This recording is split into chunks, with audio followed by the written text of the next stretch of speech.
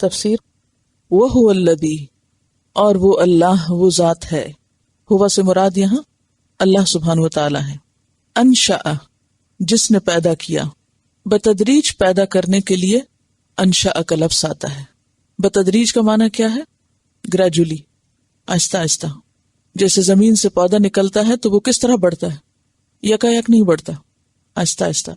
اس نے پیدا کیے جنات، باغات، جنت کی جمع، اور جنت کا لفظ جو ہے جیم نون نون سے ہے، جنہ کا مطلب ہوتا ہے چھا جانا، تو باغات بھی زمین پر چھا جاتے ہیں اور زمین کو ڈھانپ لیتے ہیں، یعنی گھنے باغات جو ہوتے ہیں۔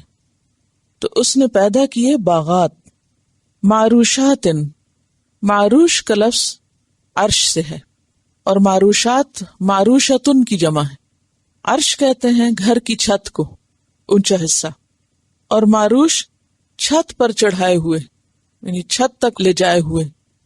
جیسے عام طور پر کچھ بیلیں جیسے انگور وغیرہ کی زمین پر نہیں پھیلائی جاتی بلکہ چھتوں پر چڑھا دی جاتی ہیں، اوپر اٹھائی جاتی ہیں، یا تو خاص طور پر ایسی چھتیں تیار کی جاتی ہیں، ایسے فریم تیار کیے جاتے ہیں، یا پھر جو نارملی چھتیں ہوتی ہیں ان پر چڑھا دیتے ہیں، یعنی اونچے لے جاتے ہیں، اونچی اٹھائی ہوئی، چھتوں پہ چڑھائی ہوئی۔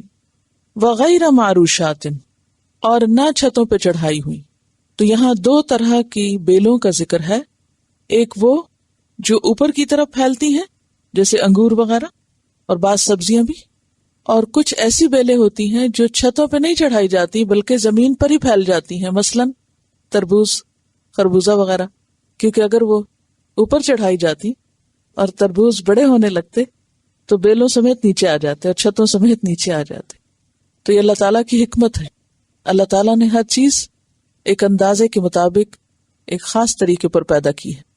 تو وہی ہے جس نے یہ باغات پیدا کیے مختلف پھلوں کے، کچھ پھل ایسے ہیں جو چھتوں پہ چڑھائے جاتے ہیں، کچھ ایسے ہیں کہ جو زمین پر پھیل جاتے ہیں، اوپر نہیں چڑھائے جاتے۔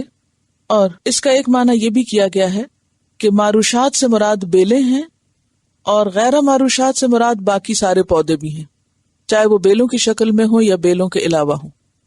اتنی تفصیل کیوں دی جا رہی ہے، یہ ڈسکرپشن کیوں بتائی جا رہی ہے؟ تاکہ انسان غور و فکر کرے، ان چیزوں کی طرف نظر اٹھا کر دیکھے۔ اللہ کی تخلیق میں غور و فکر بھی عبادت ہے، کیونکہ وہ انسان کو اللہ تعالیٰ کی معرفت عطا کرتی ہے، اللہ تعالیٰ کی قدرت اور عظمت کا اظہار ان چیزوں سے ہوتا ہے۔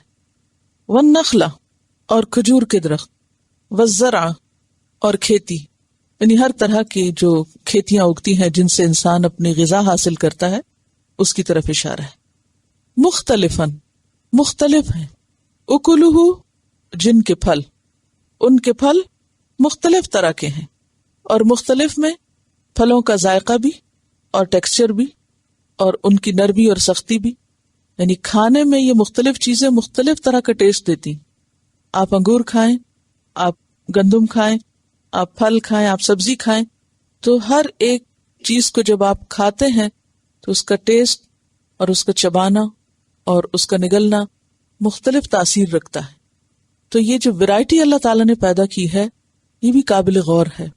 مختلفاً اکلہ، یعنی ان کی اپنی اپنی انفرادی خصوصیات ہیں۔ والزیتون، اور زیتون، والرمان، اور انار، متشابہن، یکساں، ملتے جلتے، یعنی جو رنگوں میں یا شکل میں یا شیپ میں باہم یکساں نظر آتے ہیں، اسی لیے متشابہ کا معنی ملتے جلتے بھی اور یکساں میں سملر کے معنی میں۔ وغیرہ متشابہ، اور نہ ملتے جلتے، یعنی بعض پھل اور بعض سبزیاں دیکھنے میں ایک ہی جیسی نظر آتی ہیں اور بعض اوقات بظاہر ایک جیسے نظر آتی ہیں لیکن ذائقے میں یا کوالٹی میں فرق ہوتی ہے۔ کلو، کھاؤ، من ثمرہ، اس کے پھلوں میں سے، اور ثمر ہر چیز کا جو خلاصہ ہے، یعنی کسی بھی پودے کا جو پھل ہے، خواہ وہ گندم ہو یا فروٹ ہو، فواکہ ہو یا سبزی ہو، وہ سب چیزیں ثمر کہلاتی۔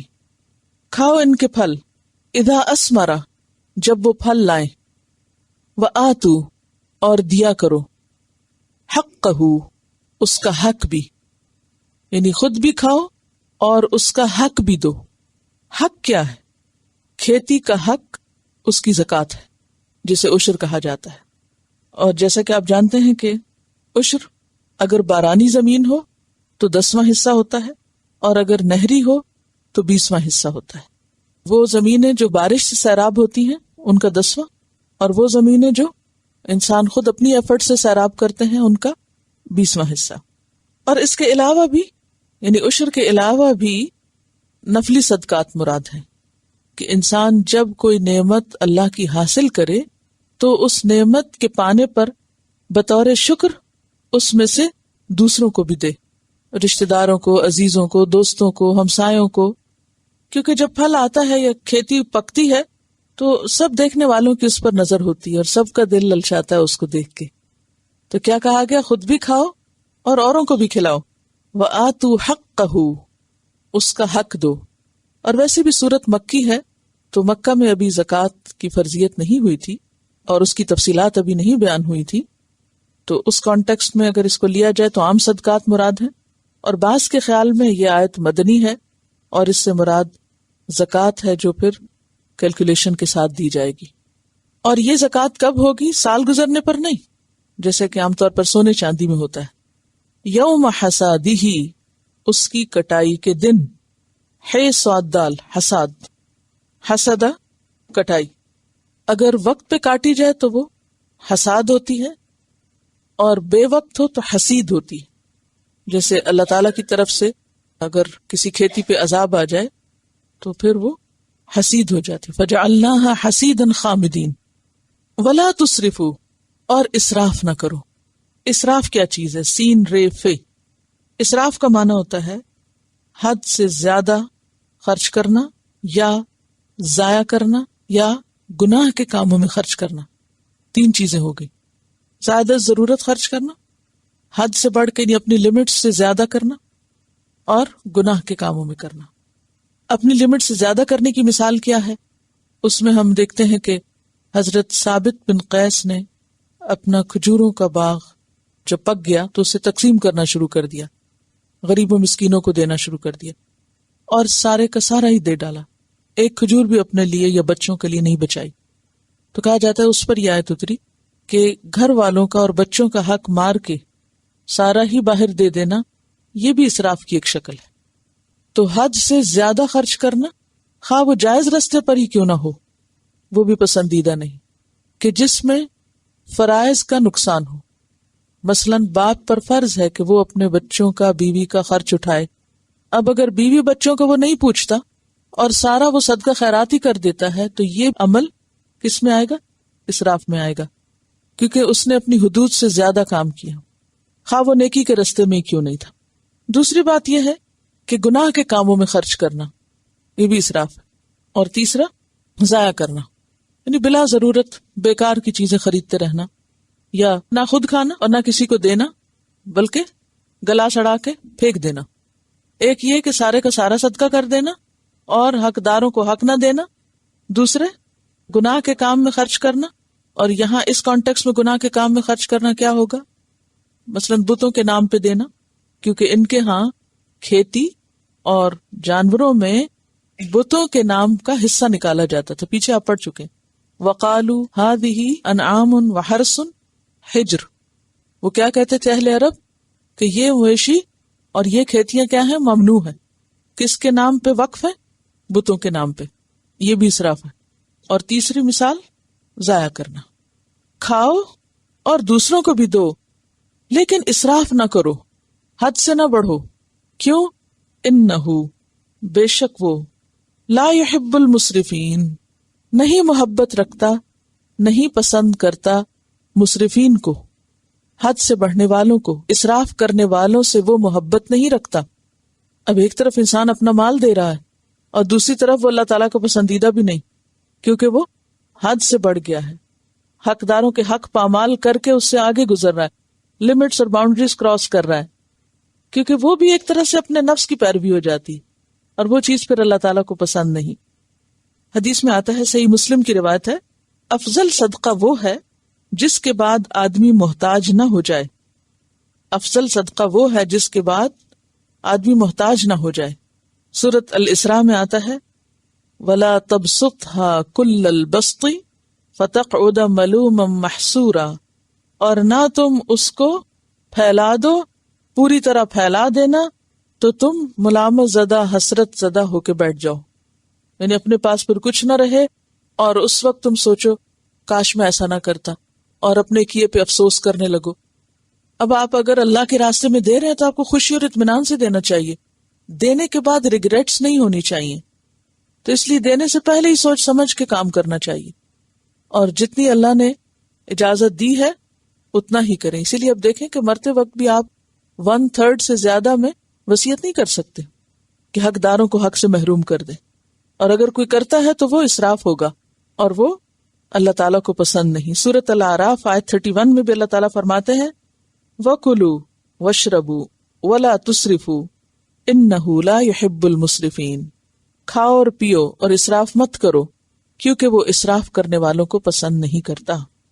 تو یہاں بنیادی طور پر آپ دیکھیے کہ اللہ سبحانہ وتعالیٰ کی قدرت کی نشانی دکھائی جا رہی ہے کہ دیکھو اللہ تعالیٰ نے کس طرح انسان کے لیے طرح طرح کے خوراک کے سامان پیدا کیے ہیں، جس میں مختلف طرح کے پھل ہیں، کھیتیاں ہیں، اور یہ نعمتیں اللہ نے بندوں کے لیے پیدا کی، اور بغیر انسان کی کسی پلاننگ کے اور بغیر کسی کوشش کے ان کی ڈیزائننگ، ان کی کلر سکیم، ان کے فائدے، ان کی غذائیت، یہ سب کی سب اللہ تعالیٰ کی طرف سے طے شدہ تھی۔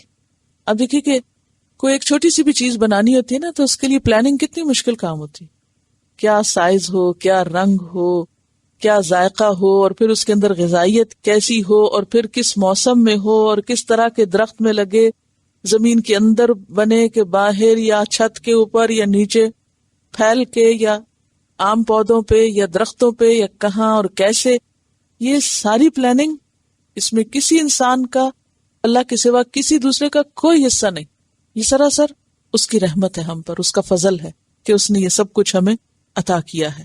لیکن ہم سے کیا کہا؟ پہلے خود کھا لو اور دوسروں کا بھی خیال رکھو اور حد سے نہ بڑھو، صرف یہی مطالبہ ہے تم سے، یعنی یہ نہیں کہا کہ کھاؤ نہیں۔ بعض لوگ نہ کھانے کو نیکی سمجھتے ہیں، تو اس میں آپ دیکھ رہے ہیں کہ کھانے کے لیے کہا جا رہا ہے۔ پھر یہ کہ دوسری کوتاہی کیا ہوتی ہے کہ انسان جب کھانے لگتا ہے تو سارا اپنے لیے رکھ لیتا ہے، حق نہیں دیتا اس کا، تو اس سے منع کیا گیا اور تاکید کی گئی کہ حق دو۔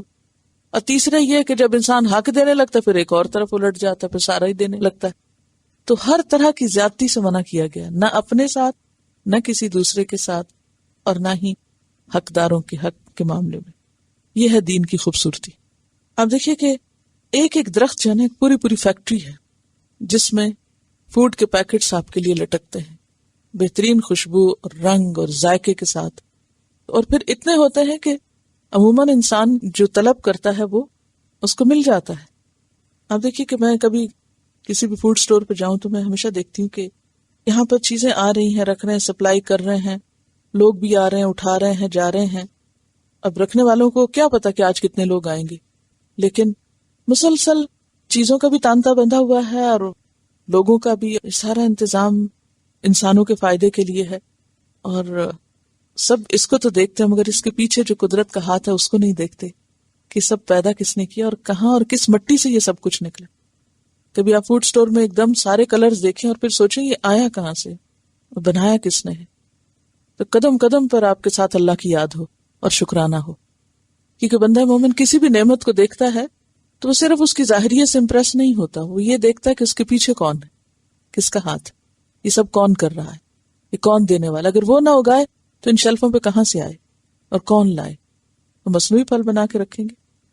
اب آپ دیکھیے کہ مصنوعی طور پر انسانوں نے جو کچھ بھی بنایا، جتنے بھی آرٹیفیشل ڈرنکس ہیں، خواہ ان کا رنگ ذائقہ کتنا بھی آپ کو اچھا لگے، مگر ان کی غذائیت آپ دیکھیے کہ کس قدر انسانوں کے لیے ہیلتھ ہیزرڈ ہے۔